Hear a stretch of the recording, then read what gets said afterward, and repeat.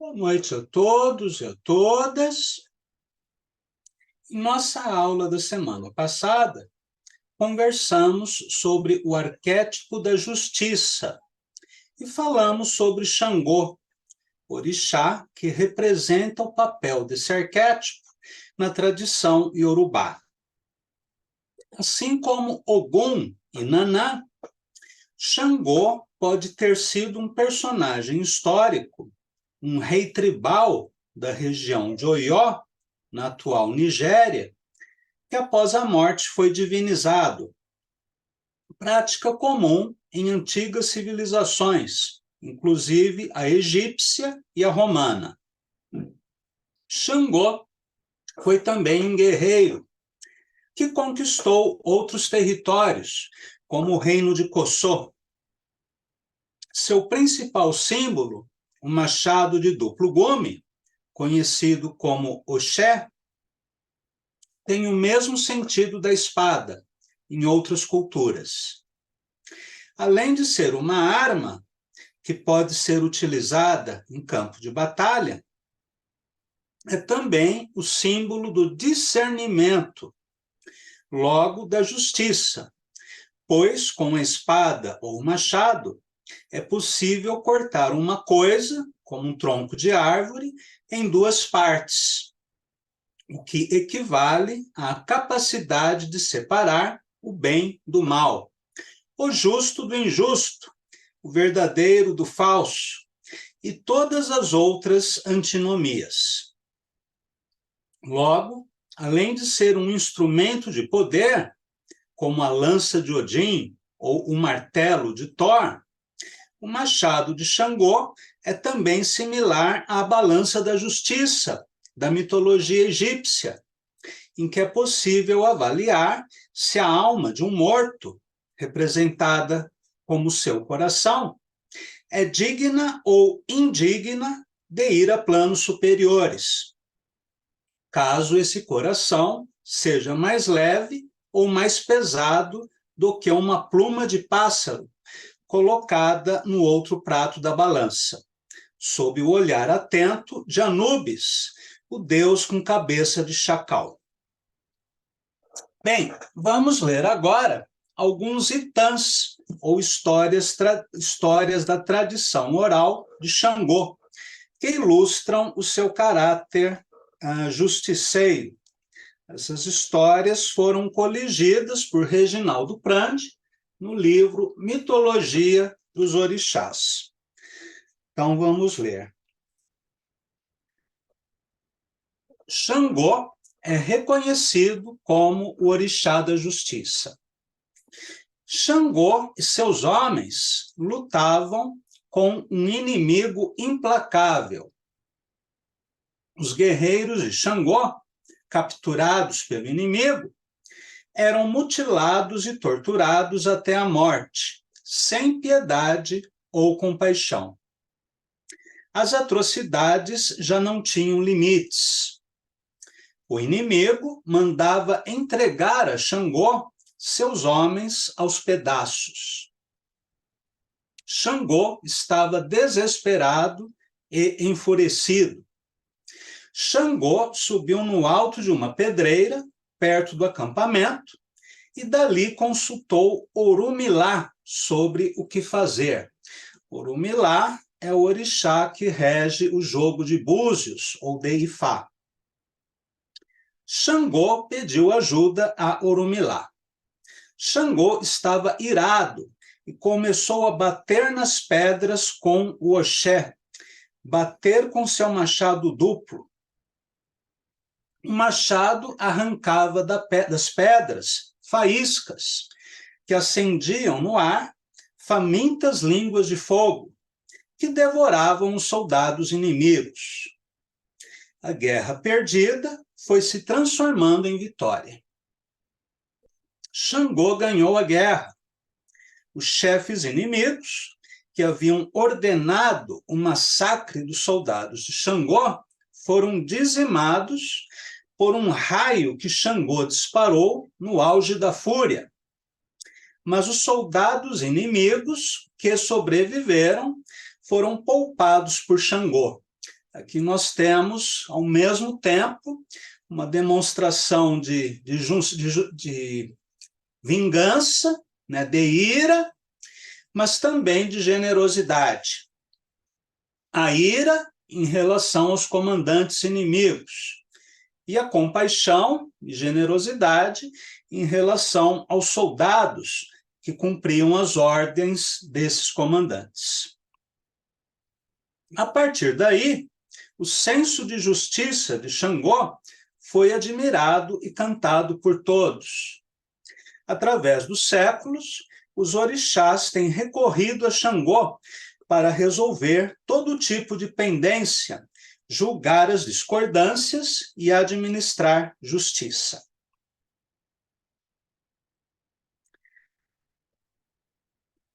Vamos ler agora uma outra história.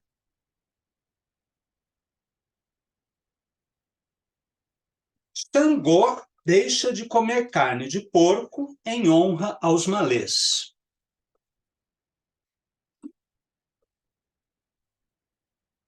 Todas as nações tinham Xangô como rei, menos os malês, que são muçulmanos. Aqui já entra um elemento histórico, né, na narrativa mítica. Um dia, Xangô foi até a cidade deles para levar alguém de sua família. Mas os malês não o aceitaram, porque entre eles só vivia quem tivesse o mesmo sangue deles. Xangô não gostou nada daquilo. Por todas as partes ele havia deixado gente sua. Só os malês não aceitavam. Então Xangô voltou para casa e contou a Yansan o que acontecera. Ele a chamou para fazerem guerra aos malês, e Yansan concordou prontamente. Eles partiram no dia seguinte, Yansan na frente, e a imensa, colossal, completamente coberta de fogo, soltando relâmpagos em todas as direções. Vamos recordar que Xangô e Yansan são orixás relacionados com a cor vermelha e com o fogo. Ambos são capazes de soltar fogo pela boca. Xangô comanda os trovões e Yansan comanda os raios e as chuvas.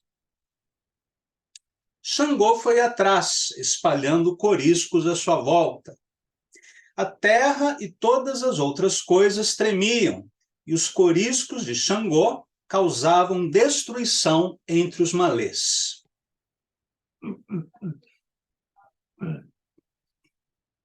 Eles pensaram que era o fim do mundo. Viram Yansan lançando todo o seu poder, mas também viram Xangô e entenderam o que estava acontecendo.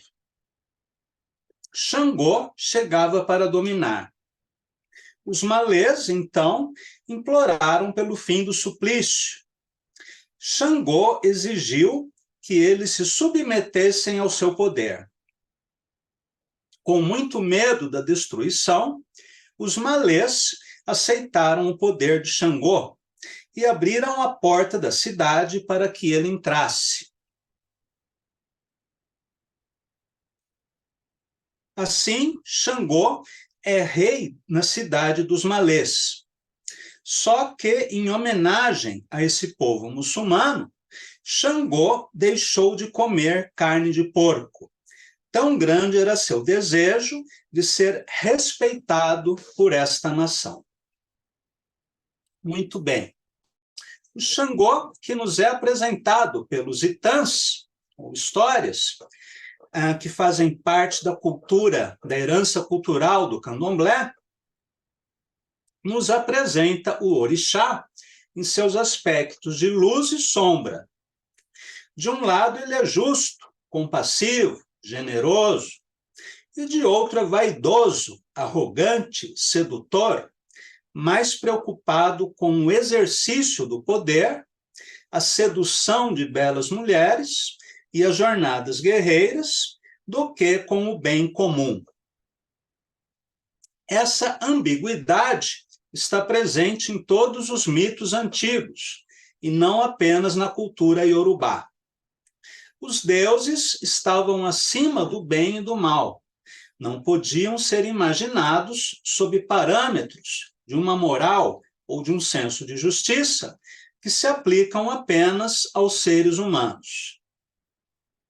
No caso da Umbanda, outra religião de matriz africana, derivada do candomblé, do espiritismo, da religiosidade indígena e da devoção católica, os orixás passaram por uma releitura ou adaptação, em que apenas os seus aspectos luminosos são destacados, enquanto suas ações mais caprichosas ou violentas são excluídas do culto.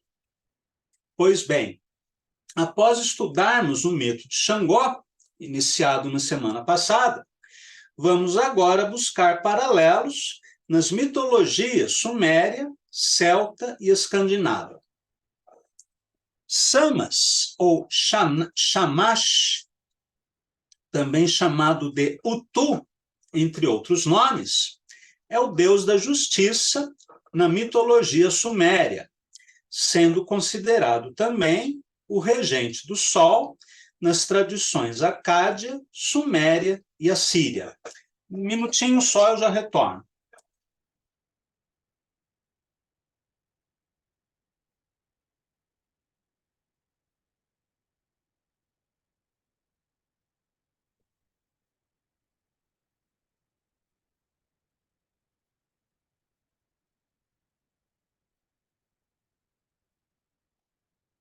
Pronto, vamos continuar. Filho de um casal divino, formado por Sim e Ningai, esse Deus era o juiz celeste, como o Javé bíblico, e o soberano do mundo além-morte. Alguns mitos apontam Samas como sendo também o deus da magia, dos astros e da agricultura, que depende da energia solar para gerar frutos. Como arquétipo da justiça no universo cultural mesopotâmico, Samas é considerado o idealizador do Código de Leis, conhecido como Código de Hammurabi, um dos mais antigos códigos de leis da humanidade. Casado com a deusa Ishtar, regente do amor e da guerra, este casal representava ainda a associação do Sol com a Lua e, portanto, o tempo e a transformação de todas as coisas no mundo dos fenômenos.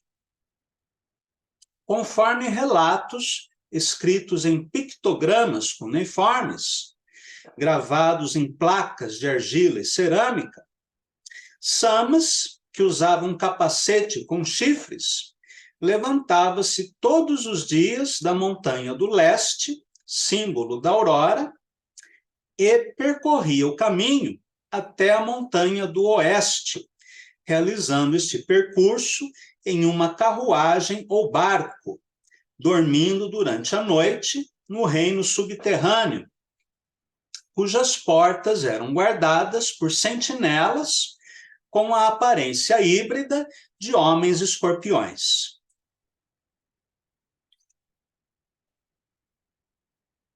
Desse modo, ele era capaz de observar tudo o que acontecia no mundo. Samas, que aparece nas esculturas sumérias como um homem velho com uma longa barba, tinha o poder de expulsar os demônios que atormentavam os mortais, assim como Jesus Cristo. E coube a ele a missão de levar a água que irrigou o Jardim do Paraíso, conhecido como Dilmon, de onde nasce o Sol, astro regido por ele.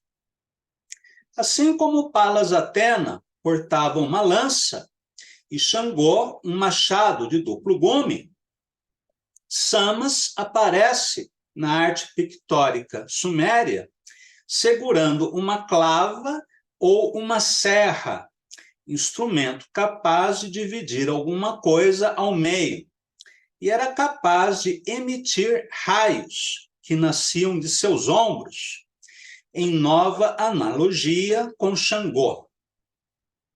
Samas, que é mencionado na epopeia de Gilgamesh, a mais conhecida obra da literatura suméria, também é referido, em alguns relatos, como deus da guerra, embora, na maioria das lendas, esse papel seja exercido por sua companheira, Ishtar. Curioso que todos os deuses que estudamos até aqui, relacionados com a justiça, são deidades que, ao contrário da atitude não violenta de Jesus Cristo, admitem a guerra como algo necessário para se estabelecer a ordem entre os mortais e os deuses.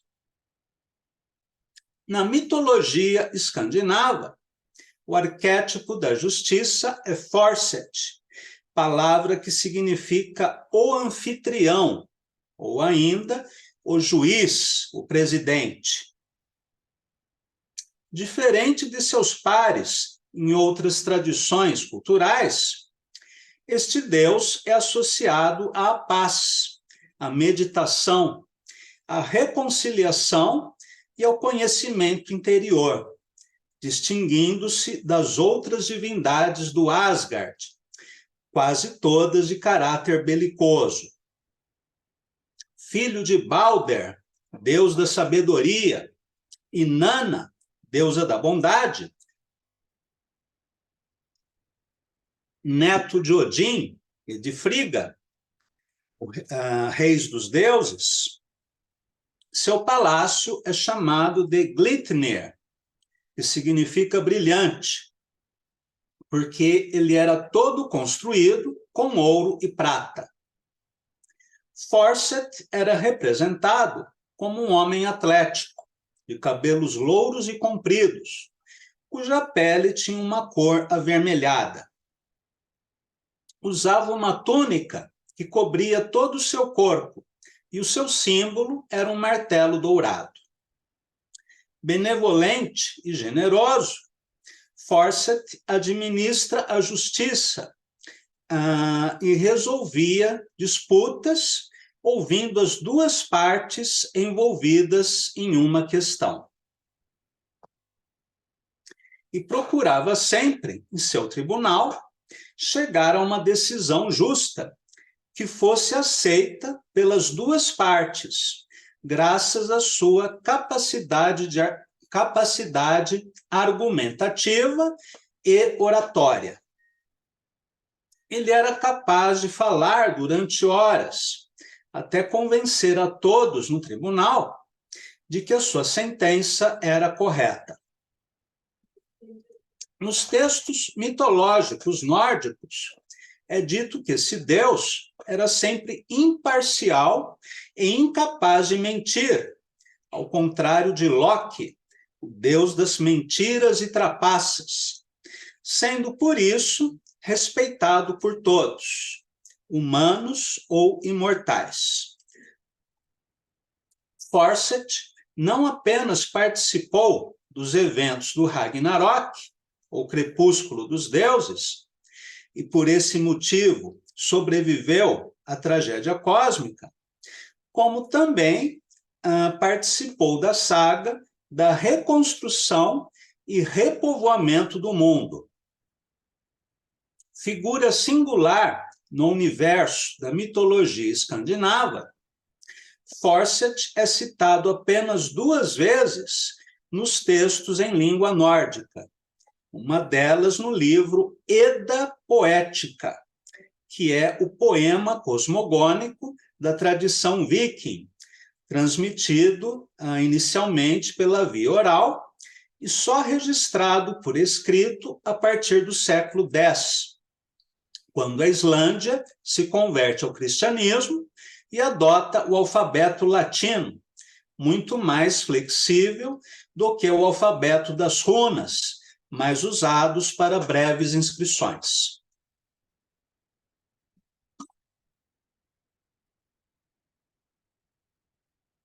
Fawcett não tem mitos próprios, nem é protagonista em nenhuma história mítica.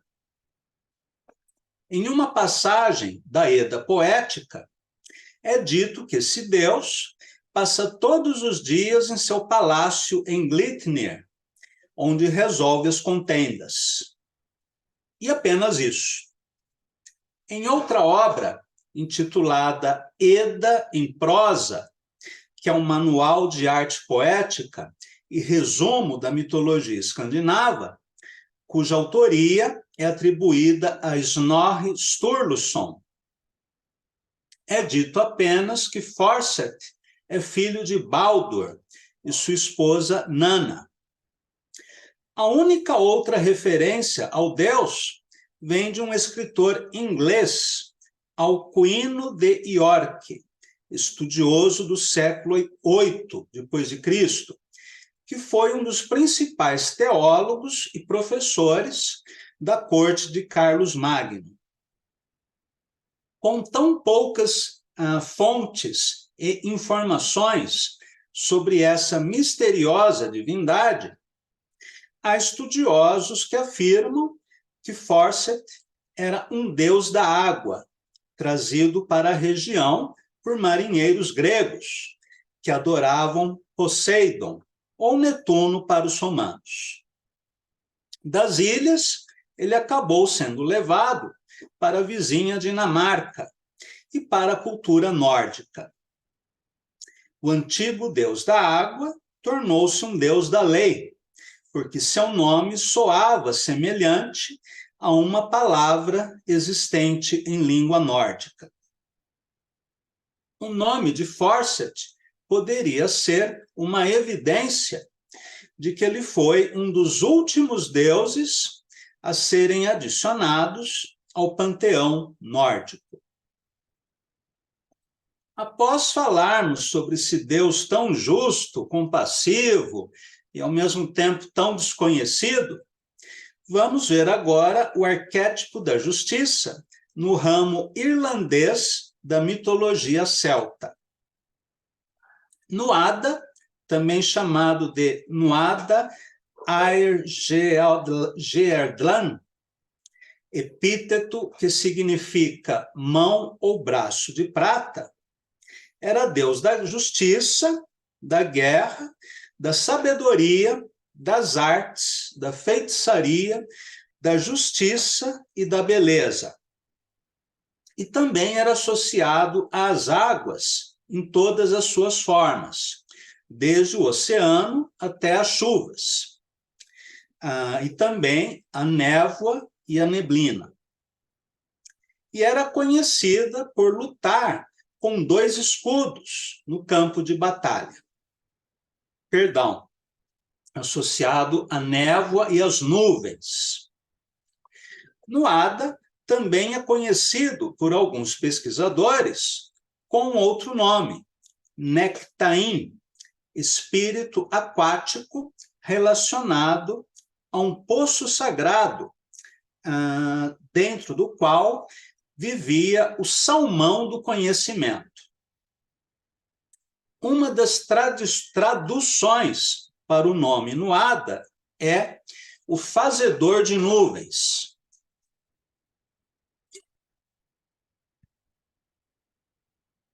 Nuada pode ter sido, como Xangô, um rei divinizado após a morte, pois a tradição narra que ele teria sido o primeiro soberano dos Tuatha Dé Danann.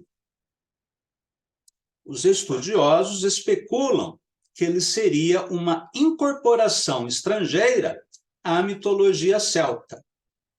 Segundo alguns, o seu nome deriva de Netuno, ou ainda do Varuna hindu, ou de alguma divindade persa. Hipóteses de difícil comprovação. Outros pesquisadores afirmam que seu nome seria cognato da entidade sobrenatural sueca Naken, que habita próxima de poços e fontes. Nectan, ou Nectan, tornou-se um nome celta comum e grande número de personagens históricas e lendárias o ostentam. Nuada era o rei dos Tuatha Dé Danann e comandou a batalha contra Fir-Bolg, assim como Xangô participou de diversas batalhas para ampliar o seu império. Embora possuísse uma espada mágica, o braço de Nuada foi decepado durante a batalha e o reino passou para Brés, já que ele próprio, Nuada, havia decretado uma lei segundo a qual um rei não podia apresentar qualquer deficiência física.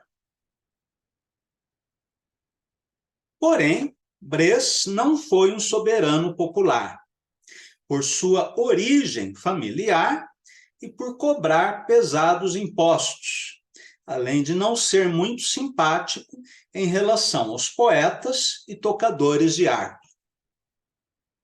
Seu reinado não foi longo, pois Nuada, auxiliado por Dian Sest, o deus da cura, obteve um braço de prata e teve a sua saúde restaurada, conseguindo retornar ao trono real. Em outras versões, ele teve que recorrer ao filho de Dian Sest, chamado Miash, que lhe confeccionou um novo braço de carne e osso. Nuada era filho da deusa Danu, e irmão de Dagda e de Dian Sest, deus da cura. Sua esposa chamava-se Masha, ou Nemaim, que era associada com a temida deusa Morrigan. Com ela, Nuada teve 2 filhos, Tadk e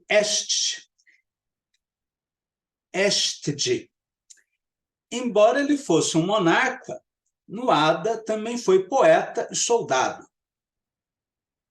Sua arma era a invencível espada Claymon Solaris, um dos 4 tesouros dos Tuatha Dé Danann.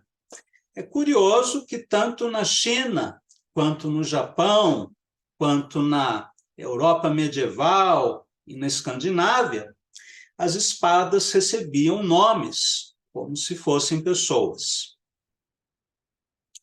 Ela foi forjada pelo poeta e assistente do rei Úcias, em Fíndias, uma das antigas grandes cidades dos Tuatha Dé Danann. Segundo algumas lendas, ninguém era capaz de escapar da espada Claymon, uma vez que ela fosse desembainhada. É o que lembra muito a Excalibur, do rei Arthur. Ninguém era capaz de resistir ao seu poder. Outras lendas nomeiam a espada como Nuadus Cainel, que significa tocha reluzente.